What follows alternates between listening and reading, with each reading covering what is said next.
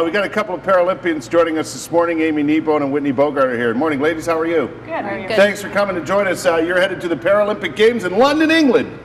How cool is that? It's really exciting. Yeah, you jazzed about that? Yeah. When exactly do the games start? August 29th. Yeah. And you're playing a sport called goalball. Give me a quick description of goalball, if you would. Just a quick one. It's a sport played by visually impaired athletes. It's Right. played on a volleyball court size, Right. and the court's taped, so it's all tactual. And there's 3 players on court at a time. You use a ball with bells in it. It's a little bigger than a basketball. Right. We throw it along the floor. It can go up to, men can go up to 60 kilometers an hour, and we use our bodies to defend the ball by laying down on the floor. Yeah? How long have you both been playing? 9 years. Yeah? 10 9 or 10 11 years? years. Yeah? Fun sport? Very Yeah. fun. Yeah? If you ever get a chance, you should really try I it. want to check it out. Yeah, I'd like to give it a go. Actually, that sounds like fun. Not only are you involved in the Paralympic Games as athletes, but you're here to tell us all about an inspirational ebook called Kids of Action today, right? Yeah. Yeah. What's the book about? Well, it's about promoting Paralympians and showing a story and how a little boy wants to become a swimmer. So special adapted ways on how he can swim because Right. he's visually impaired Right. or blind, I believe. And it's just showing like the barriers he overcame to succeed at that, and how seeing Donovan, the swimmer that was in the book, Right. like just showing that he overcame barriers and he achieved his goals, and Yeah.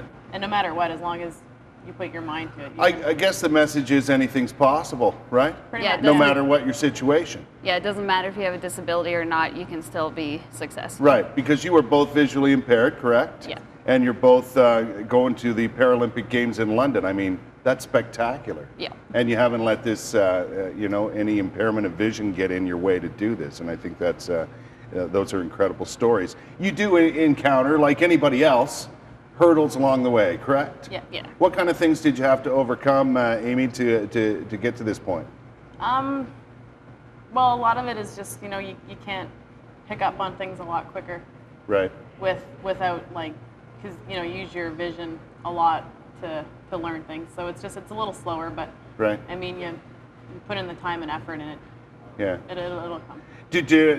Whitney, did you ever let anything stop you because you were visually impaired, or it's just something you had to deal with, so you did? Yeah, it's never stopped me. I haven't known any different. So I Right. grew up playing sports, doing everything with sighted kids, and Yeah. then learned about goalball where I can excel, Right. and did everything I could to represent Canada. I think sometimes that's the best treatment. Like, I don't know, I'm not visually impaired and I don't know what you've been through, but to carry on as if this is the way things are going to be, so you make the best of the situation, doesn't that improve your lot in life, do you think? I think so. A lot, Yeah. yeah. And this is normal for us. Yeah, this is what you deal with every single day. Yeah. So, and now you're excelling to the point of going to the Paralympics. To me, that's a phenomenal accomplishment. Not everybody gets to do that, right? No, not at all. And Have you it's- been to big, sport meets before? I've been to the Beijing Games in 2008, Right. and 2 World Championships and World and Youth Games Yeah.